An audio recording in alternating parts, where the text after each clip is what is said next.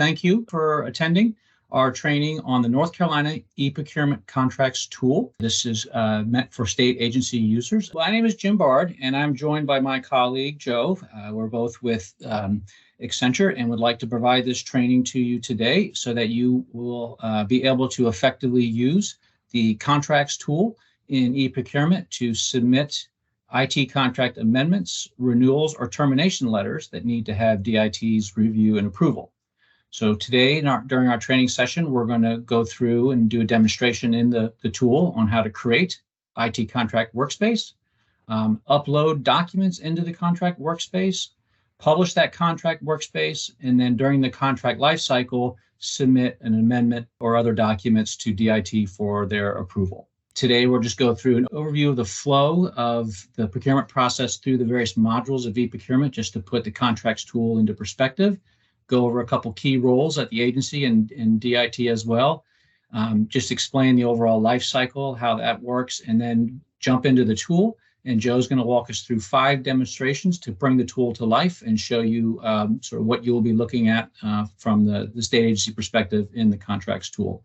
We'd like to just explain how the contracts tool within e-procurement fits into the 3 major modules that you use to do the IT procurement process.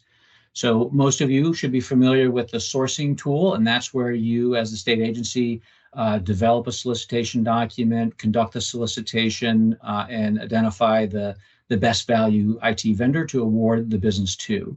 When that process is done, then you shift into the contracts tool to manage that awarded contract over its life cycle. So you store the actual executed contract document in the contracts tool.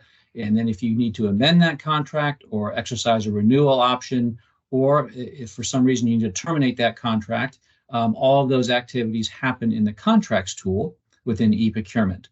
And then as you need to buy off of that contract, certainly that's where the buying module comes in, buyer module, and that's where you create your requisitions. Those get approved and converted to purchase orders, and then you receive the goods or services in the buyer module. And there's a couple of key features that you will enjoy in the contracts tool. For example, having one place to store your executed contract documents, which is the original contract, and then certainly any amendments or options to renew. Those types of documents all will be in a single repository. The contracts tool also allows you to program reminder emails to come out a certain number of days before the contract expires, so that you and any other stakeholders in the agency get advanced notification so that you can determine what is the right approach. Do you exercise a renewal option? Do you rebid the IT good or service with the new contract? So that notification feature allows you to be proactive in planning. And then you have the ability to submit the amendments and the renewals and the termination letters through a workflow to DIT. And through that submission process, you can see who's involved. That workflow is automatically created by the tool based on the nature of what you're trying to do. And then you can see the status of that approval process as it goes through DIT. And if you need to follow up with any individual group, then you sort of have the insights as to which group the approval is sitting in and how long they've had it, so that you can follow up accordingly. And then, of course, we have some robust reporting capabilities where Statewide IT Procurement Office can track approval cycle times and approval status. And if they see a certain approval is taking longer than expected, they can help follow up with the appropriate group to help push the sort of amendment approval process through, so that you get timely responses to your approval requests. Okay, shifting now to key roles. At the agency level, most of the activity in the contracts tool will be done by agency procurement. And so they will be the ones creating the contract workspace. They become, by default, the contract workspace owner, and they're responsible for managing that contract workspace for that awarded contract through the contract's life cycle. Just like in the sourcing tool, when the agency needs to submit an amendment to an IT contract, and it's under sort of the authority of DIT, we are asking that the agency CIO first approve that IT contract amendment. Just like they approve the draft IT solicitation documents in the sourcing tool, that same process is automatically enabled in the contracts tool. And when the contract workspace owner submits the amendment, the first stop on the approval workflow is the agency CIO. Once he or she has approved it, then it's automatically sent to DIT for them to do their review and approval process. Like in the sourcing tool, if an agency needs to submit a security or standards exception request that's associated with, say, a renewal of a contract, you can do that in the contracts tool. You don't have to go back into the sourcing tool and submit it there. We've enabled the same type of approval task and workflow that you have in the sourcing tool. We've also enabled that in the contracts tool. So you can simply fill out your security or standards exception request form and submit that. And the first stop on that will be the agency IT security liaison. They need to approve that standard or security exception request first. Once they've approved it, it'll automatically be sent to DIT for them to provide their approval decision on it. So hopefully you'll see there's a lot of similarity in how things work from the sourcing tool. They're going to work the same way in the contracts tool, which we hope will make it easier for you to sort of onboard and use the contracts tool to manage IT contracts over their life cycle. On the DIT side, it's the same approvers that are involved in the sourcing tool to review draft IT solicitation documents, for example. And so those same approver groups you'll see in the workflow in the contracts tool.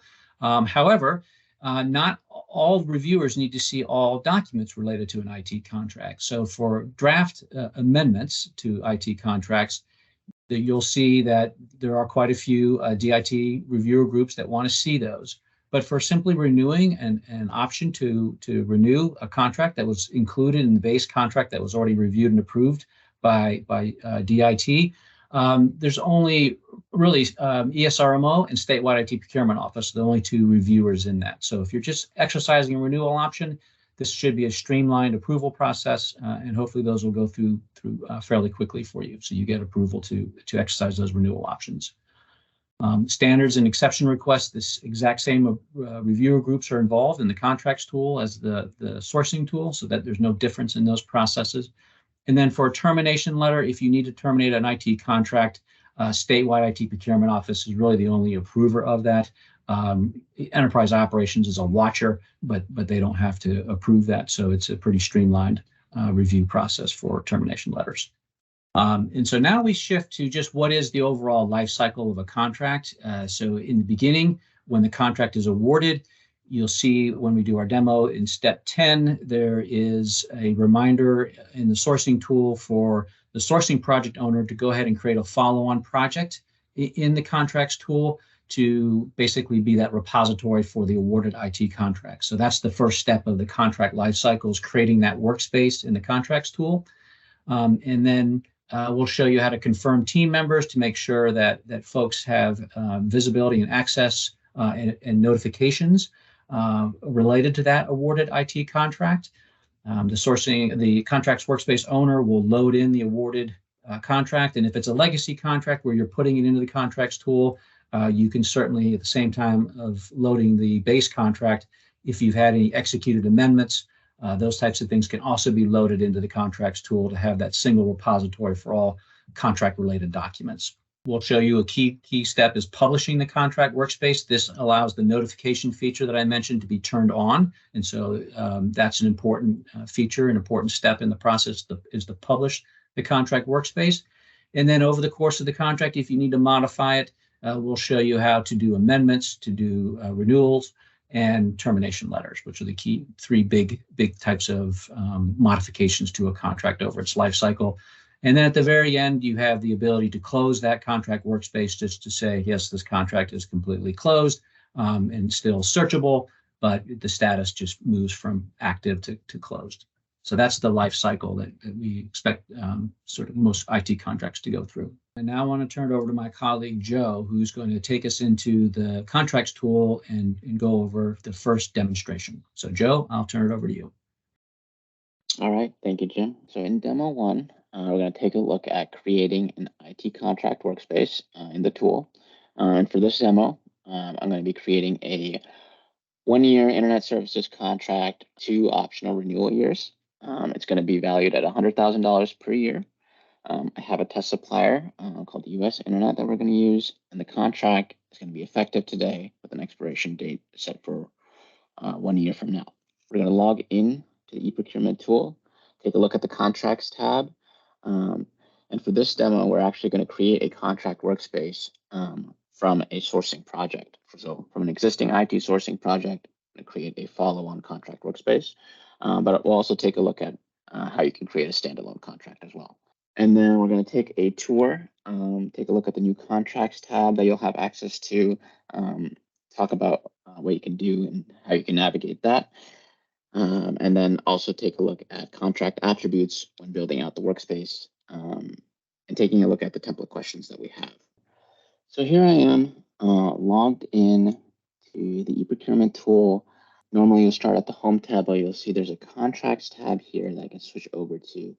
And here the contracts will have all the details of all your contract workspaces, tasks available to you, and any documents. On the contracts tab, there is the option to create a standalone contract. A couple ways you can go about it. Under common actions, you'll see a create and contract workspace procurement. And also on the right-hand side, you'll have the create drop-down menu. Click create, and then you'll have contract workspace procurement here. And by clicking on that, it will take you to the create contract workspace screen, where you can populate in the contract attributes and click create to create the workspace. For this demo, we're going to actually start at an existing IT sourcing project that I mocked up, and we're going to build a follow-on contract workspace from that IT sourcing project. To do that, I'll go over to the sourcing tab and I will find my mocked up workspace. Here I am in my mocked up IT sourcing project. And what we want to do is I want to go to the task tab for this IT project. And if you'll notice, step 10 of the IT sourcing project task list is execute contract. And if we expand that, we can take a look at this last step of the IT contract tasks and see where exactly we'd be creating a follow-on contract workspace. So taking a look at step 10, the first three are just to-do tasks. The first task is just executing the contract, basically saying to get signatures. The next task is posting the award notification to IPS. And the third to-do task is sending that executed copy of the contract to the statewide IT procurement office. And then here, finally, we have the last task where it says to create a contract workspace for each awarded vendor. And this is the task that we'll be completing today. And creating a follow-on contract workspace. To create a follow-on contract workspace from the sourcing project, we want to go over to the overview tab of your sourcing project. And in this overview section, you want to go to the actions button, and then you'll see the option under create to create a follow-on project. And so this follow-on project, this will be the bridge between the sourcing tool to the contracts module. And on this next screen, you want to select Contract Workspace Procurement. We get to it, this Create Contract Workspace Procurement screen. So this is the same screen I just showed you if you were going to create a standalone contract from that Contracts tab, the Procurement tool. Now that we're on the Create screen, we can take a look. You'll see that there are some required fields noted with this red asterisk, and then some optional fields you can populate with the different contract attributes you have for the workspace you want to create. I will go ahead and give this a test title. So it's going to be a test DIT contract for this training demo. I'll update the description here, and then we can take a look at some of these required fields. All right, so looking at some of these fields, the first one, test project, we want to mark that as no. And you'll notice that some of these fields are actually ported over from your sourcing project, since this is a follow-on project. So it'll be less fields to fill out, and these are coming in from the sourcing project. You still have the option to change them if anything changes, but it's very convenient to have these fields ported over. So looking at some of these fields, hierarchical type, this is going to be a standalone agreement. This next field, supplier, this is where you'll populate in the awarded vendor. You can click on the drop down. You can click search for more. And this is where you can add a supplier. So a couple ways you can search for them. You can search for them by name, or if you know their supplier ID, you can search for them. And these suppliers should already be in the eProcurement tool. I'll search by the test supplier ID I have. All right, so once you've selected your supplier, you can just click OK. This will populate this supplier field. The next required field we have is contract amount. And for this demo contract, we're going to do $100,000. Looking at the next few fields, these are all ported over from our sourcing project. So the commodity code for internet services has been ported over. And same with the entity. This is going to be a Department of Natural and Cultural Resources contract workspace. So that's all ported over. Predecessor project, this is just tying it back to our sourcing project. So that would be the link between sourcing and contracts. And then the next field here, contract type, this is going to be an agency contract. All right, so a couple other optional fields for solicitation type, bid number that you can populate optionally. Looking over to the right-hand side of the screen, we have our effective date and our expiration date for this contract workspace. So this contract is going to be effective as of today, and we're going to have it going for 1 year. I'll set the expiration date for 1 year from now. And populating expiration date, you'll have this new field notice period pop in. We can populate that for 90 days as our notice period. And Joe, one thing I'll just add here is when you set the expiration date, if you have a contract that has, say, 1 base year and then 2 optional 1-year renewals, we recommend that the expiration date you put in at this point of the contract lifecycle is the end of that first base period year.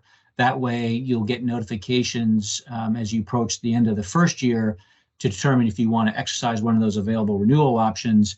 And so that's just our guidance on the date to put in. All right, so that populates the top part of the Create Contract workspace. We have all of our required fields filled in. Now, if we scroll down, since we're creating this contract as a follow-on project, these 2 questions will appear, whether if you want to copy all your documents from the parent project, or if you want to copy all the project groups from the parent project over to your contract workspace. We recommend selecting no for both of these.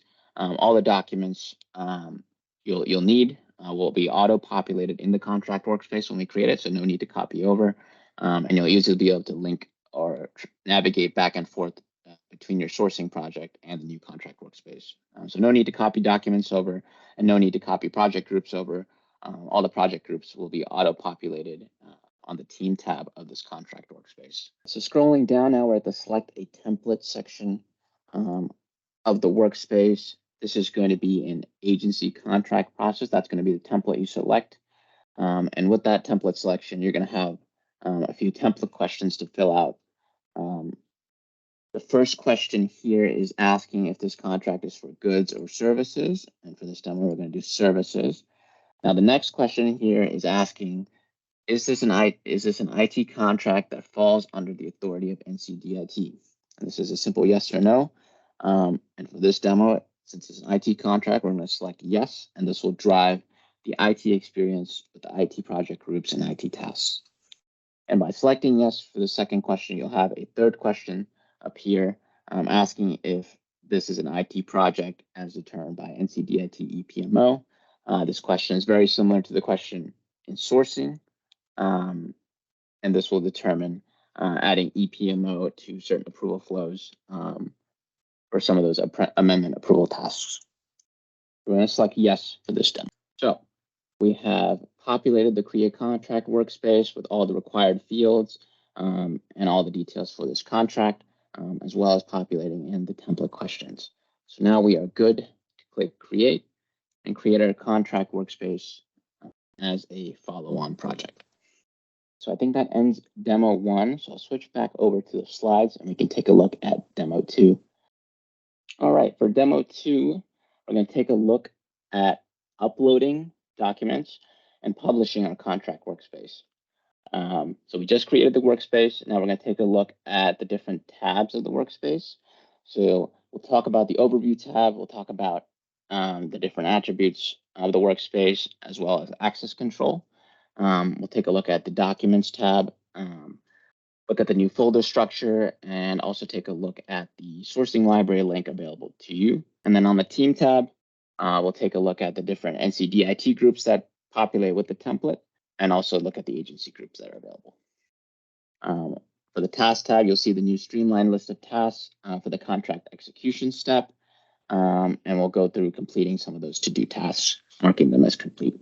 So again, high-level goals for demo 2, overview of the tabs, how to actually upload documents. We're going to set some recipients for notifications and then publish the workspace.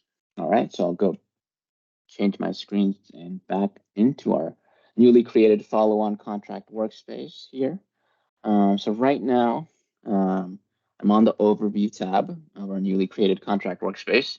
The overview tab is where we can see all the values we just entered when creating the workspace. So scrolling down, you'll see commodity code, entity, as well as contract amount, supplier. All this information will be maintained on this overview tab. So if anything was entered in incorrectly on accident, if you need to edit any of these fields, you certainly can edit these fields while the contract status is still in draft or draft amendment. So this is where any of those attributes, you can change them or update them as needed, along with expiration date and effective date. And so we'll be back on the screen to set our recipients later in the demo. Another thing to point out on the overview tab, you'll see on the right-hand side, you'll see the predecessor project, and you'll see our sourcing project that we used to create this workspace as a follow-on. So if you need to navigate back to that sourcing project, there's a quick link here, and with one click, you'll be back in your sourcing project where you can take a look at any of the documents you've uploaded there or the tasks.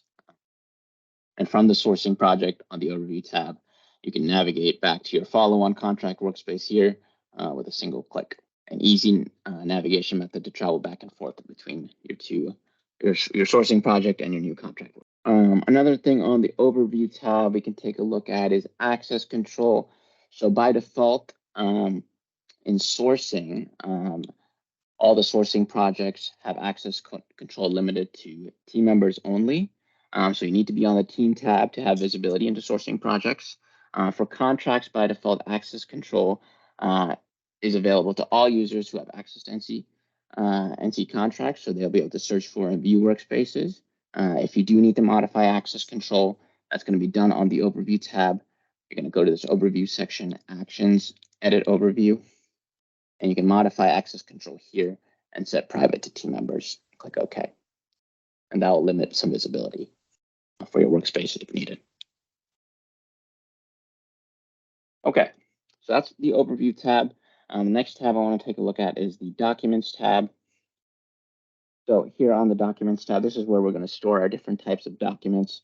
There are some folders here already created for you to help organize. And if needed, you can always create new folders by clicking this action button. You can create folder.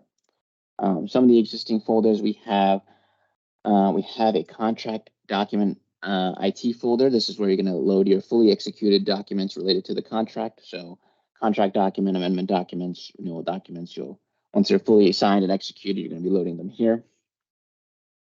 You'll also have some folders to handle any procurement exception documents, along with a couple of folders for standard execution or standard exception and security exception.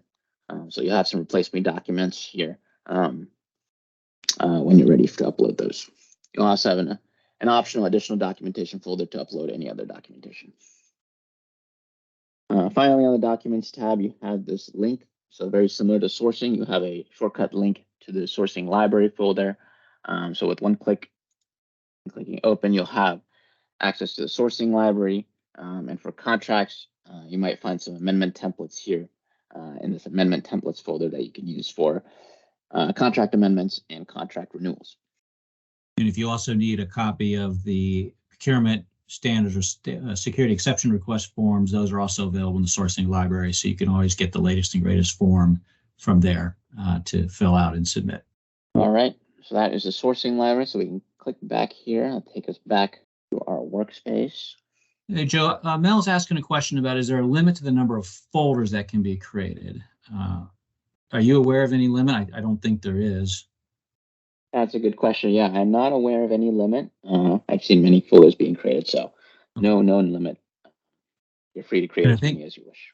And as far as file size, if you're thinking about what type of files can be loaded, I think it's up to 100 megabyte per file you can upload. Correct. 100 megabytes. And that's the same on the sourcing side. So there's no difference in the contracts tool. So that pretty much covers the documents tab, where you'll maintain all of your documents. The next tab we should take a look at is the task tab. And the task tab will go into detail as we go through some of these tasks, but this is basically a checklist on the things that you need to do to get your workspace to a published form.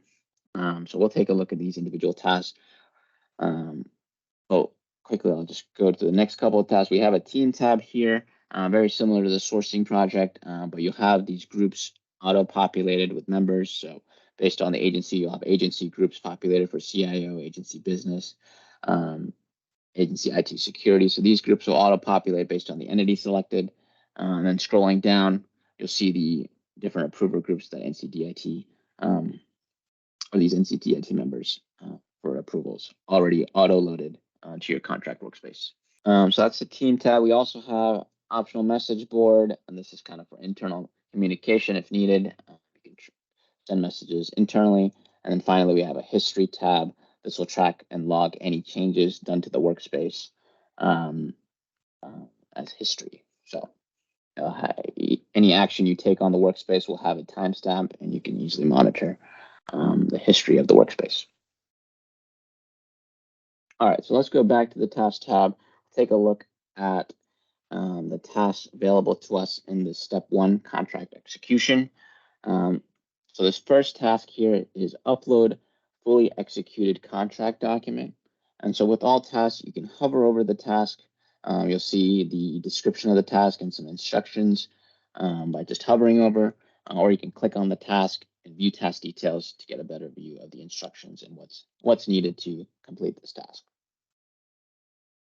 All right, so taking a look at this first to-do task, it's asking us to upload our fully executed contract document to the contract document IT folder on the documents tab.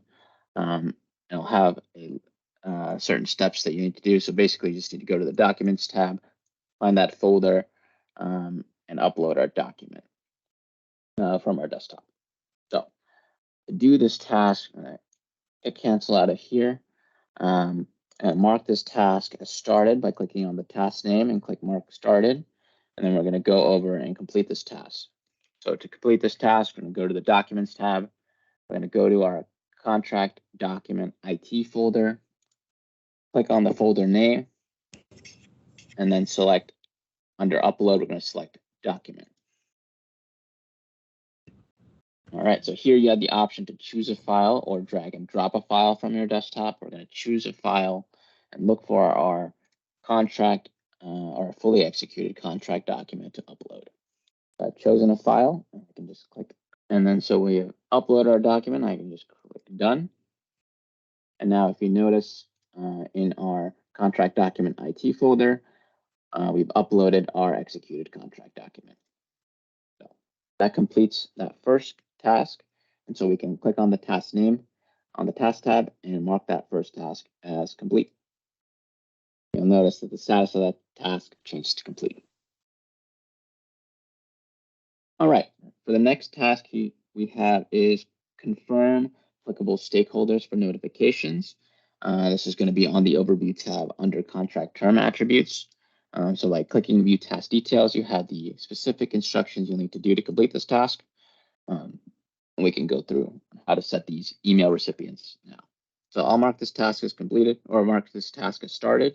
And you'll notice that the status changes to in progress. And we'll head over to the overview tab and take a look on how to set recipients.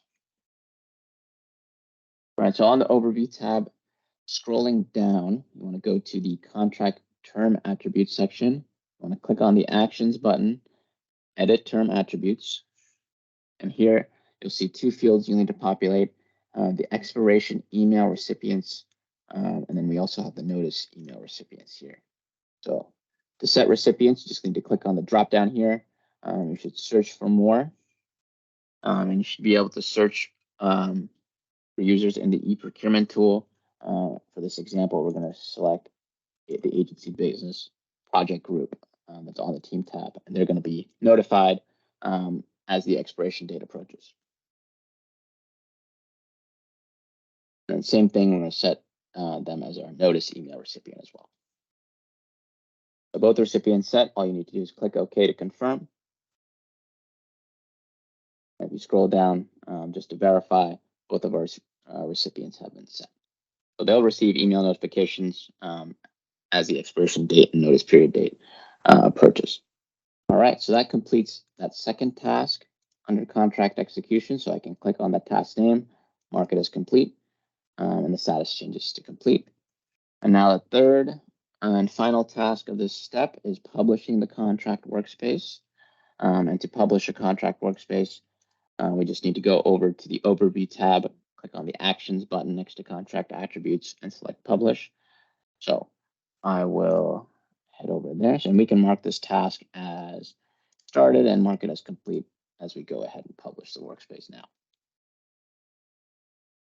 Right, so going back to the Overview tab, you'll notice currently the contract status is in draft, but we want to change that to publish. And so to publish the workspace, we want to scroll down to the Contract Attributes section, and then click on the Actions button and click Publish. And now this finalizes our workspace. You'll notice contract status has just changed from draft to published. So this kicks off and sets our email notifications to go out, finalizes any of the changes, any of the document uploads we've done. And now your workspace is ready and active. So I think that completes our second demo. So I'll head back over to the slides. For demo 3, we're going to be amending this IT contract that we just published. So it's going to be the same internet services contract.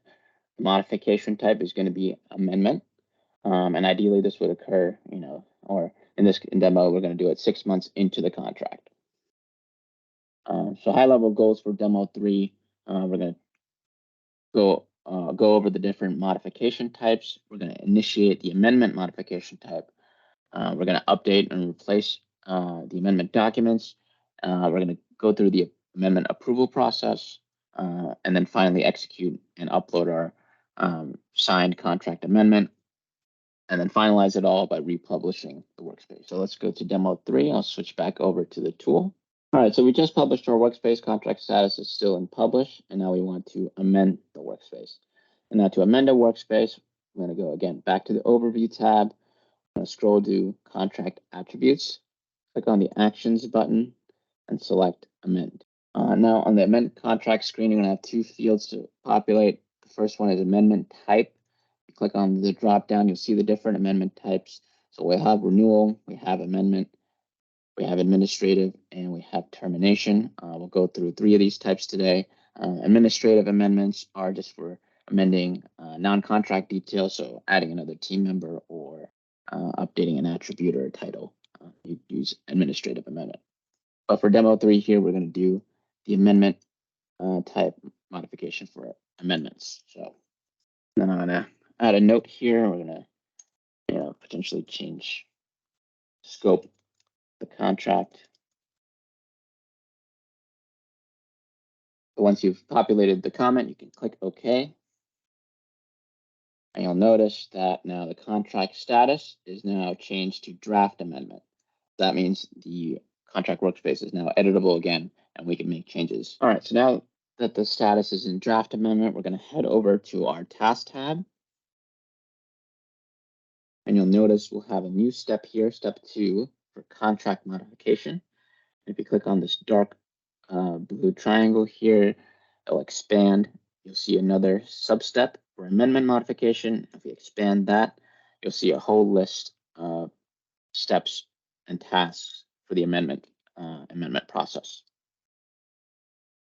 So taking a look at the first task we have is prepare draft amendment document. And we can view the specific instructions by clicking on the task and viewing task details. So basically here, we're going to be preparing an amendment document and uploading this amendment document to the Documents tab of our contract workspace. We have some instructions here. The first part is instructing you to navigate to the sourcing library and looking at that amendment templates folder. Or if you have your own amendment document, you can go straight to the Documents tab and upload and replace the Replace Me file for amendment documents there. And that's a key point to just highlight is that agencies, if you have an agency template already that you use for amendments, feel free to use that. If you are looking for a suggested template, that's where you can use the one that Statewide IT Procurement Office provides, but it's only just a suggested template. It does not have to be what you ultimately use to submit to DIT for their approval. So whatever is easier for you as the agency. All right, so to complete this task, I'm gonna head out, click cancel here. Another training point I would say, before we can complete any of these other tasks, you have to complete this first task and mark it as complete. You won't be able to mark any of these other tasks as complete or started without completing this first task. This is configured in a way to help in the situation. You have multiple amendments, you'll have a fresh list of tasks available to you for any future amendments. So just an important note, before you can complete any of these other tasks, you'll need to mark this first task as complete.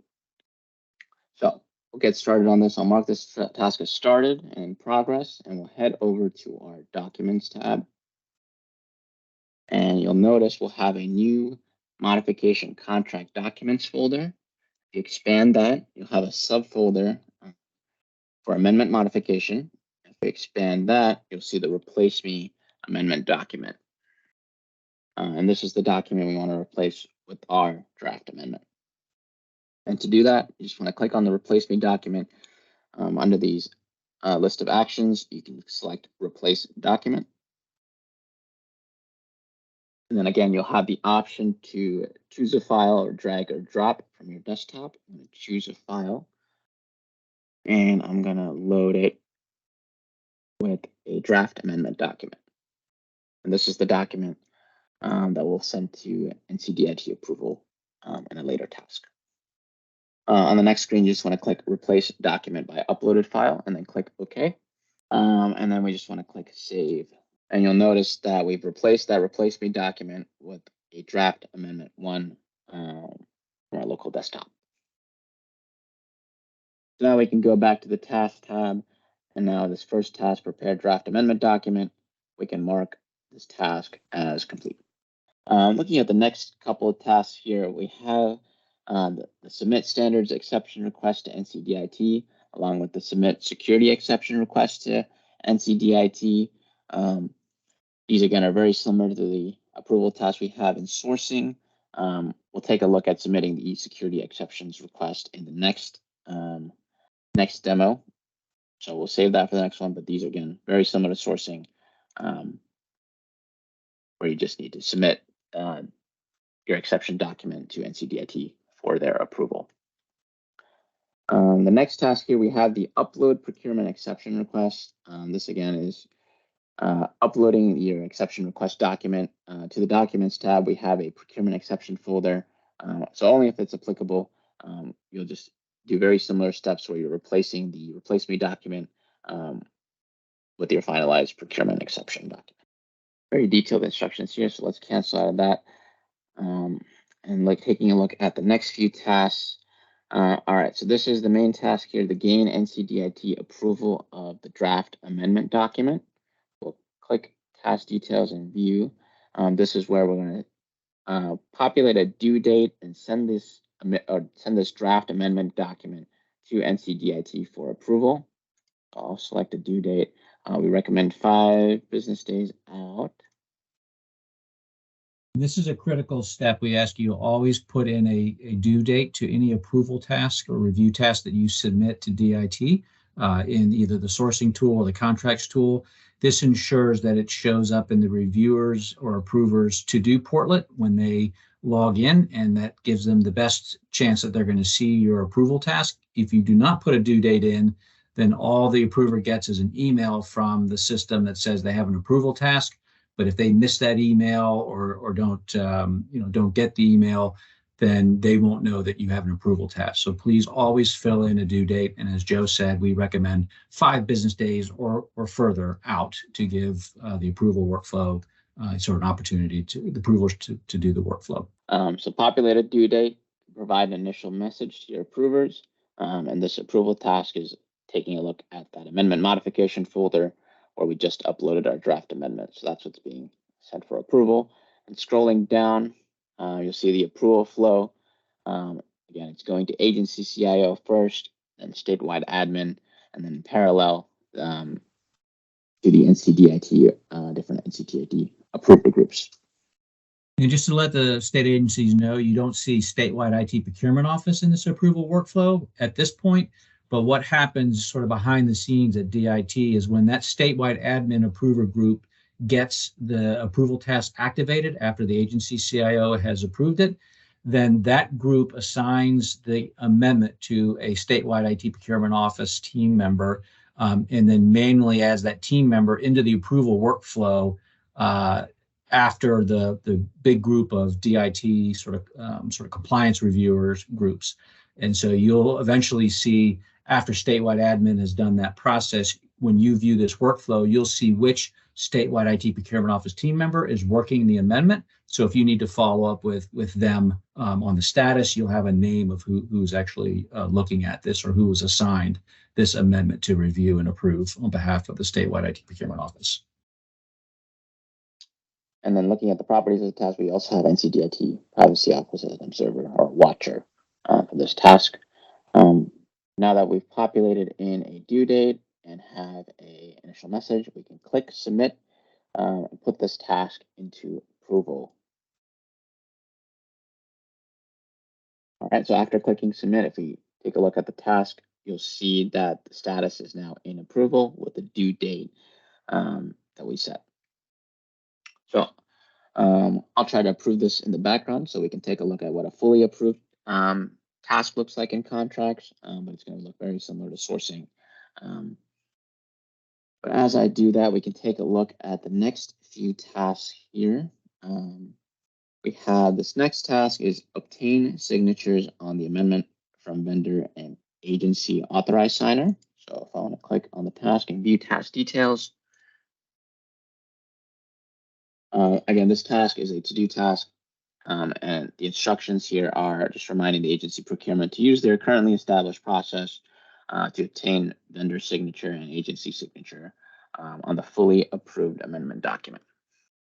And we know this varies across the agencies. Some use DocuSign, some have other processes to get agency signatures on amendment documents. And so you would likely email the amendment to the vendor, have them return it and approve it, and then get your agency signatures on that, and then you'd be able to upload. When we get to the next step, you'll be able to upload that executed document. And so while we were talking about that, I've gone in the background and approved our draft amendment document approval task. So this is what it will look like once approved. You'll see all green boxes, all green checks once your document is fully approved. And the status will change to approved. If it's not approved and it's denied, then just know that just like in sourcing, you would address the feedback that's provided by DIT and then just initiate a new round of approvals. And it'll go through the exact same approval workflow. And hopefully the second round, after you've addressed any issues that were identified, you'll get the complete approval of DIT and be able to go on your way. Exit here, we'll go back to our task list. And all right, so let's mark this obtain signature task on amendment document as completed. Saying we got the signatures, and then our next task here is to upload the fully executed and signed amendment document to the contract document IT folder. So very similar steps as before. We're going to go to our documents tab. We're going to go to that contract document IT folder and upload our document. So I'll mark this task as started, and we'll go through how to upload fully executed amendment document. So we go back to our documents tab. We're going to go to our contract document IT folder. So currently it has our executed contract document that we uploaded in step 1, but we want to upload our fully executed amendment document. So we're going to click on the folder name, and under the upload option, we're going to select document. And here again, we're going to choose a file or drag or drop from our desktop and upload our vendor signed amendment, and then just click create. All right, so we've uploaded our vendor signed amendment document, click done. And if you'll notice in the contract document IT folder, we're going to have two documents, our executed contract document and our vendor signed amendment document that we just uploaded. And our thinking here was to have sort of all the documents, executed documents, in one folder to make it easier for folks who are searching on that contract and just want to get the latest version and not have to necessarily hunt through a bunch of folders or subfolders. So that was the thinking of why we're asking you to upload your executed amendments and renewals in the same folder that the base contract is in. All right, so going back to our task tab,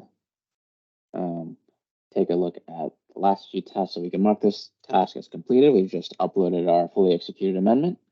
And then the last task here for the amendment modification steps is just publishing the contract workspace. So very similar steps as before. We'll mark this as completed, and then we'll head back over to publish the workspace. We're going to head back over to the overview tab. You'll notice contract status still in draft amendment, but we want to publish the workspace. So scroll down to contract attributes, click on the actions button, and then we'll click publish. And that will change contract status to publish status.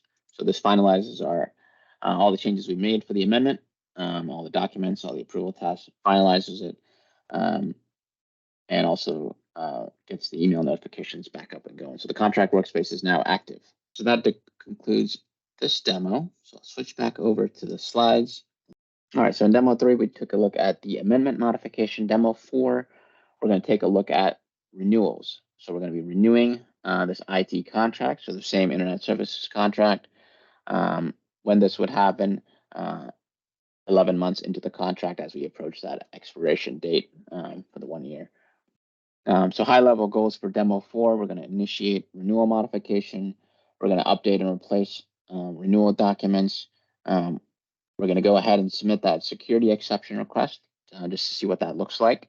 We're going to complete the approval process for renewals, and then finally execute, upload our contract renewal, and then update our contract expiration date, and then republish the entire workspace.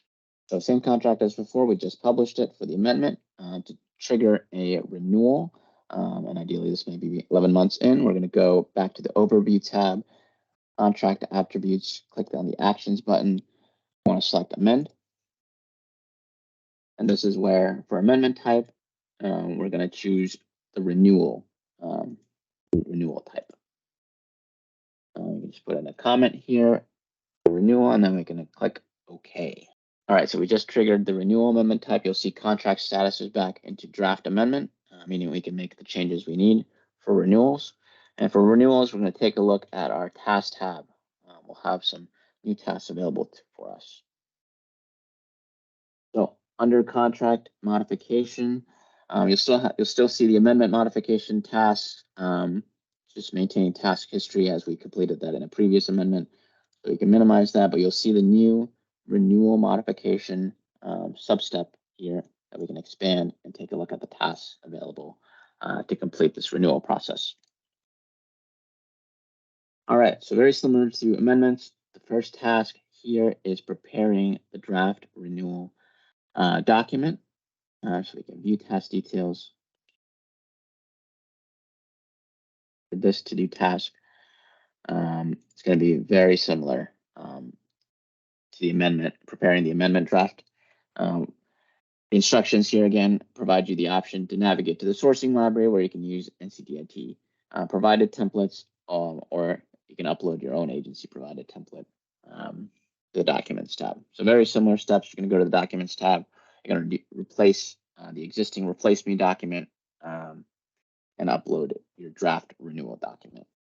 Similar to the amendment modification, this first task will need to be marked as complete before you can kick off any of these other tasks. So very important to mark this task as complete, and once you've completed it, come back and mark it as complete. All right, so we're going to go to our documents tab.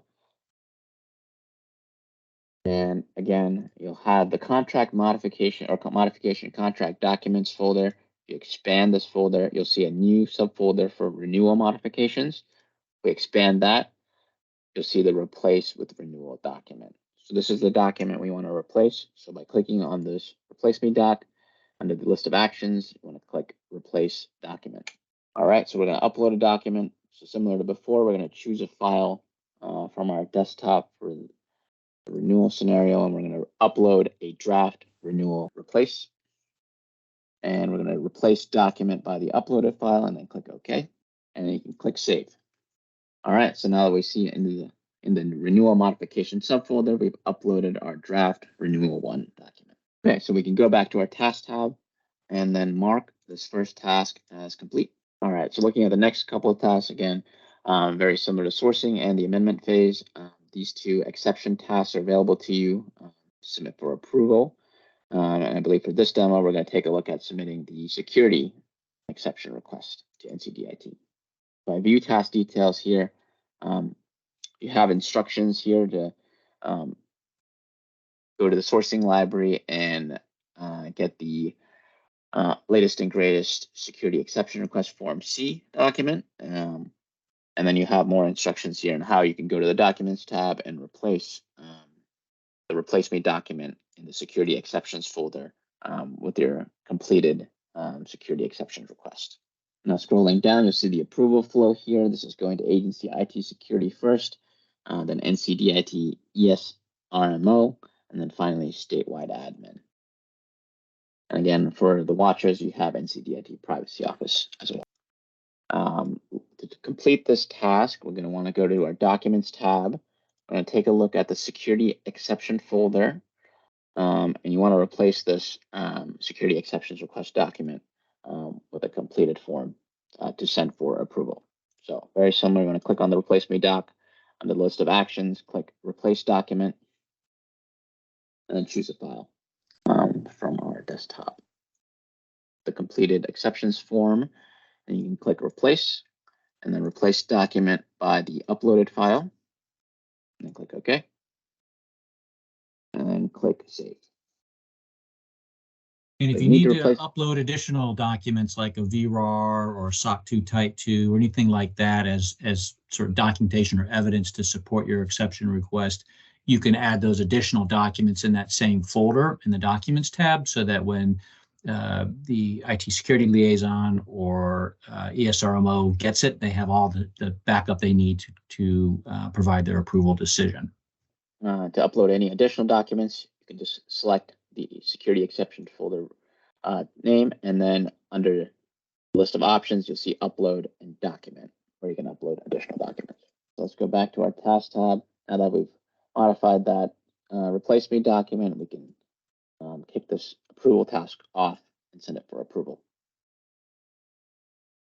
So again, very similar to all the other approval tasks, we want to set a due date, at least 5 business days. There it is. All right. And this is, again, tied to that security exceptions folder on the Documents tab. So any documents you add to that folder will be included in this approval process. You can include a note to please approve. Again, all you do is click submit, and this will kick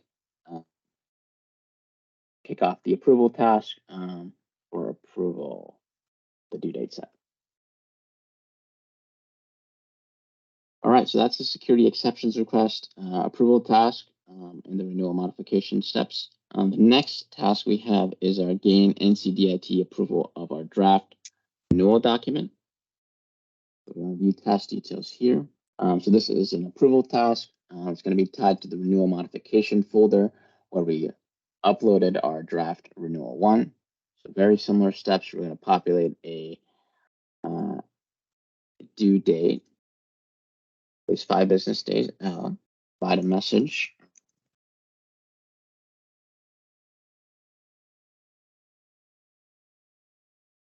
If we scroll down, we can take a look at the approval flow here.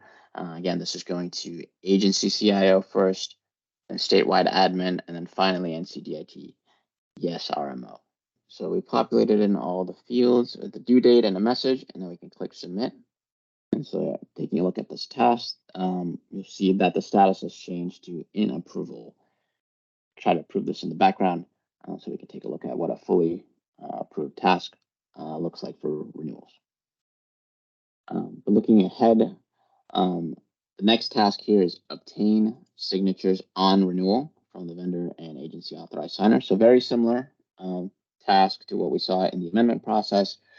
This is just a to-do task where agency procurement should use their established process to get those signatures on the approved renewal document.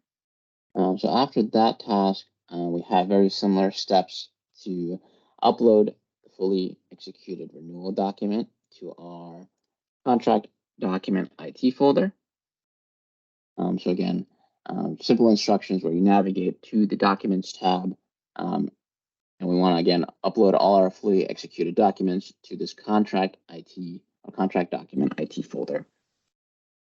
So we can go ahead and take a look at that. So let's mark this. Assuming we got approval, mark this signature task as complete, obtaining signatures, and then we'll go ahead and mark this next task as started for uploading the fully executed renewal document to our Documents tab. So let's go over to the Documents tab.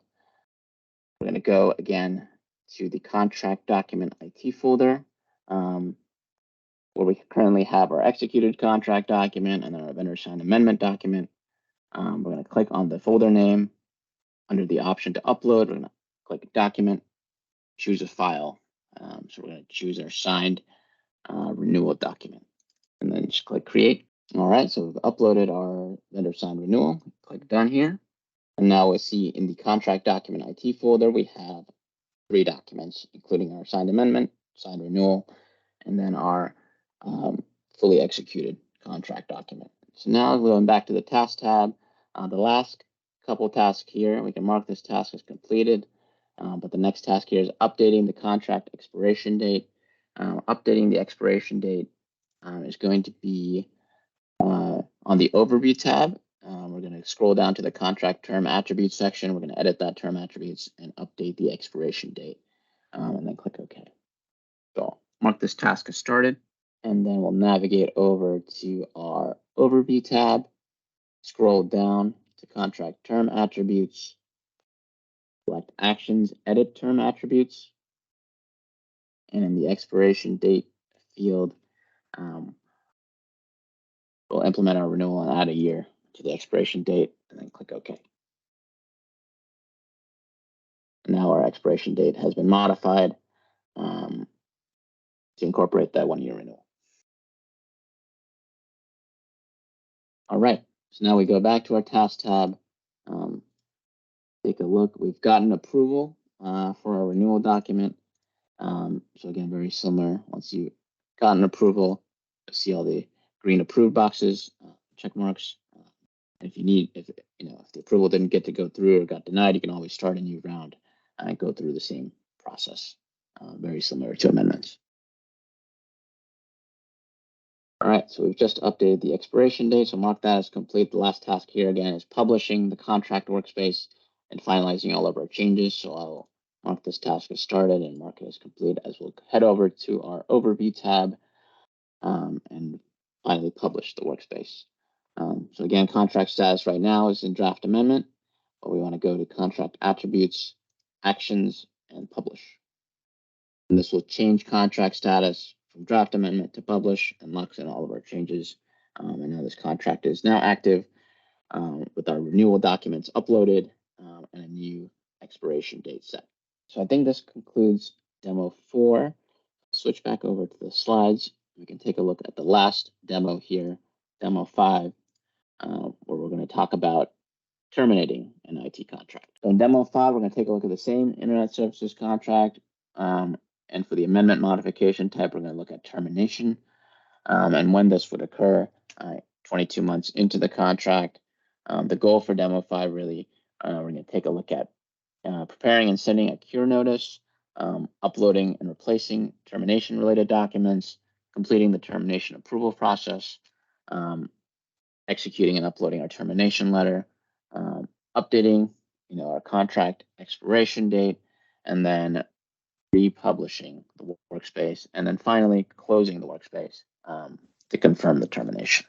Switch back over to the tool in our contract workspace. This is our published workspace. We want to trigger a termination. Let's go on to the Overview tab and scroll to Contract Attributes. Click on the Actions button, select Amend. And for this time, for amendment type, we're going to select termination, and you can add a comment here for termination or terminating the contract. We can click OK. And so by selecting the termination amendment type, contract status is back into draft amendment status. And now we can take a look at the task tab to view what steps are available to us for termination. So again, you'll see amendment modification, renewal modification subfolders as it maintains the task history for those tasks we completed in previous amendments. But you'll see this new termination modification substep. Yep, I'll expand it and you'll see the steps for termination. Termination, the first task here, it's a do task with instructions on developing the request to cure notice and uploading it to the documents tab. You'll prepare it and you'll send it to the vendor, but then you want to upload it to the documents tab. So currently we'll have a replace me cure notice document on the documents tab where you can replace that document and upload the completed cure notice. And unlike amendments and renewals, Statewide IT Procurement Office is not providing any template for a termination letter. These are often very specific to the situation for the contract. And so it's harder to develop a template. So use whatever agency templates or previous documents you've used to develop that cure notice. Yep. And head over, mark this task as started, head over to the documents tab. And again, we're going to go over to our modification contract documents folder, expand that. You'll see the new termination modification subfolder.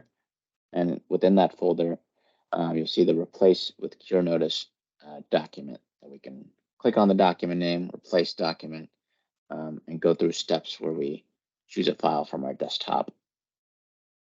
I'm going to choose a notice to cure letter and click replace and replace document by uploaded file. Click save, and that will replace that replace me document. We can head over to our task tab, mark this first task as completed. So the next task here is preparing the draft termination letter. By viewing task details, it's going to be very similar steps. We're going to go to our documents tab. We're going to replace the termination letter, replace me doc with our draft termination letter. Head over, we're going to mark this task as started. We're going to head over to the documents tab again.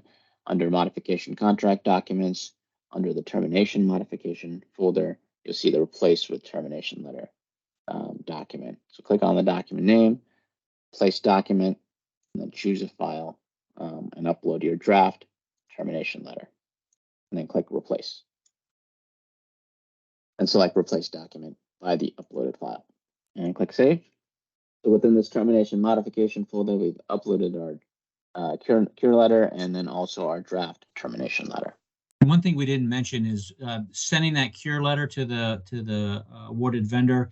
Use whatever processes your agency has to officially send that document to the vendor and give them notification. In our scenario, this demonstration, we assume that the vendor did not cure the issue, and therefore we moved on to the termination. But there is a good chance that when you send the cure letter, the vendor is able to cure it, and we don't actually need to proceed to termination. But for this demo, we assume that termination was ultimately the decision by the agency.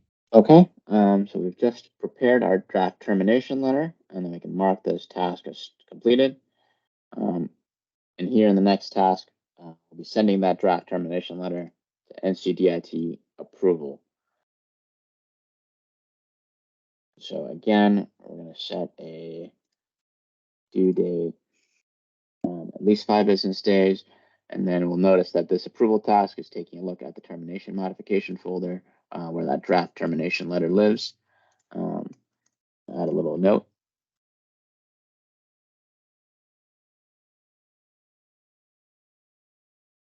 And we'll take a look at the approval flow. This is going to agency CIO first and then statewide admin next. That all looks good. We can click submit for this approval task, and this will be in approval status with the due date we just set. All right. The next few tasks are all to-do tasks, so we can take a look while it's in approval. Send termination letter to vendor. Again, this to-do task is a reminder for the agencies to use their currently established process to send this approved termination letter to the vendor. So once that's done, you can mark this task as complete.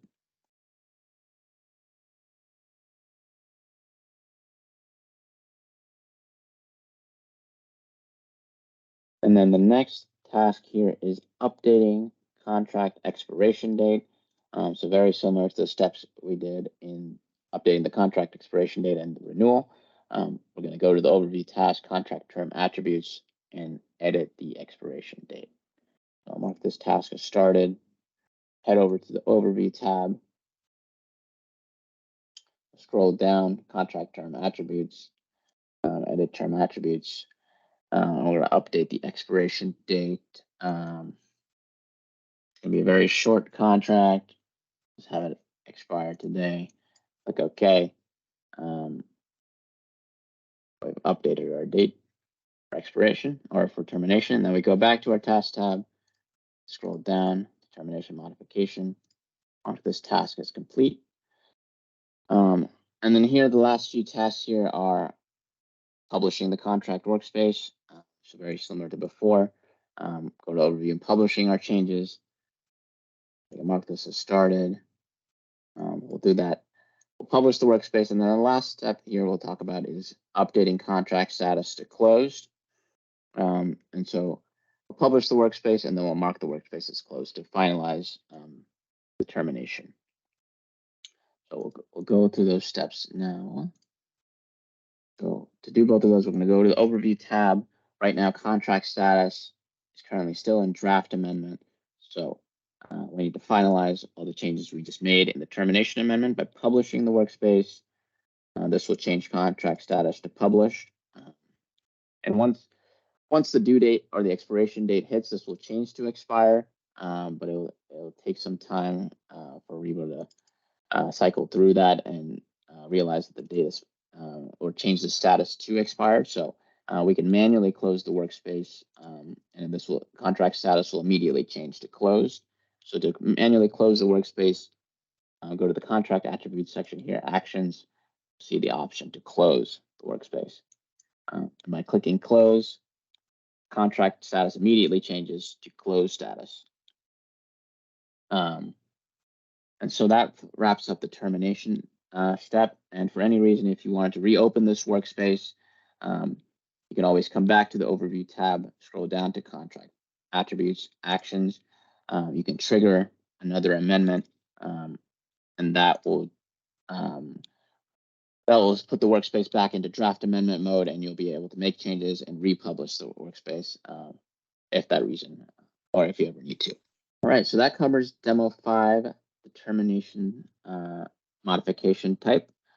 So I'll hand it back over to Jim. Okay, thanks, Joe.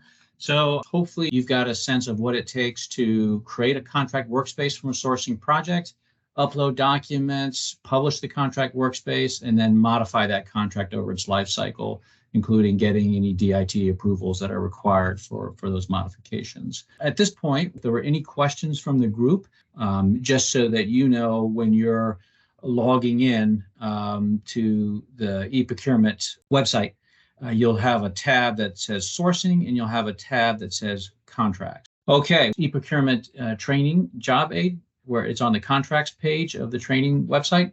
There are job aids, kind of PDF documents that contain step-by-step information around how to create a contract workspace, and then a separate job aid to how to modify a contract workspace. And you'll see there's IT is listed at the end of the job aid, just to let you know that those are for the IT experience, which varies a little bit from the sort of the IT contract workspace and modification process for non-IT contracts that go through PNC. So both those job aids are available to you today.